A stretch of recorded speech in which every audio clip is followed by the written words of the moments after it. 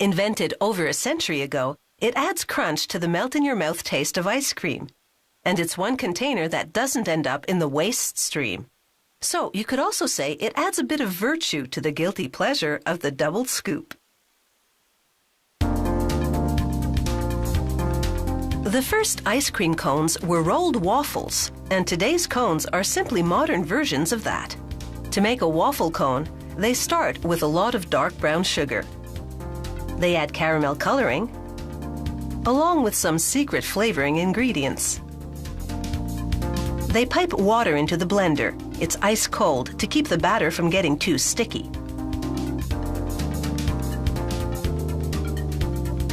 A computer controls the flow of flour into the mix from a tank a floor above. They add vegetable oil as a giant beater mixes all the ingredients.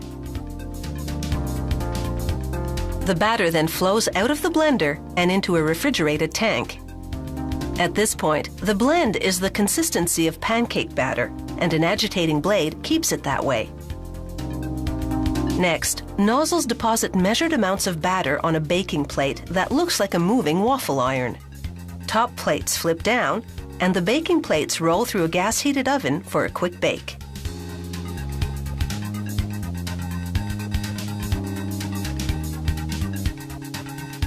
The top plates lift up, revealing the cooked waffle patties. Automated arms help transfer the patties to rolling tools.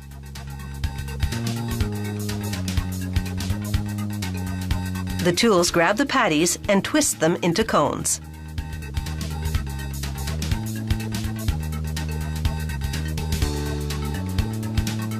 The cones fall down a chute and ride an open elevator up and down to cool and harden.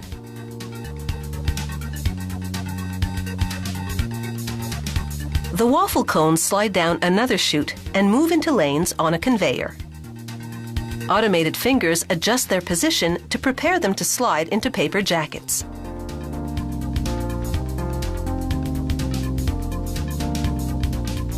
A computer with a camera eye counts the cones and sends a message to a machine that stacks them in the right increments.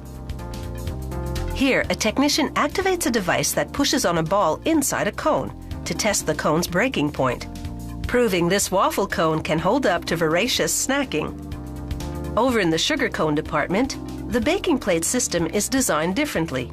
It makes patties that are fan-shaped and have a flat edge. This, combined with the type of batter used, means sugar cones are stronger than waffle cones, so they're a more popular choice for hard ice cream. Packers stack the cones in styrofoam trays.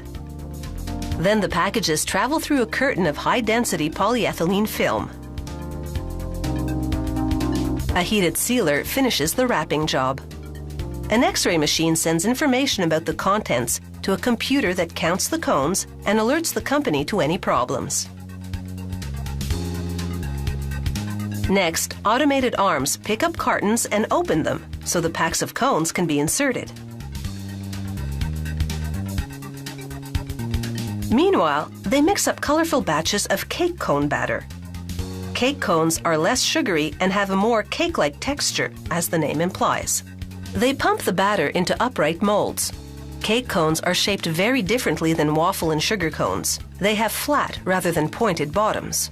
Metal cores plunge into the molds to complete the shape.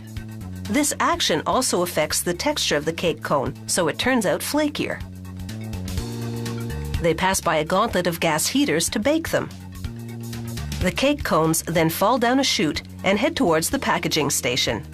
Unlike the other cones, they don't need a long cooling down period. They come out flaky and crisp.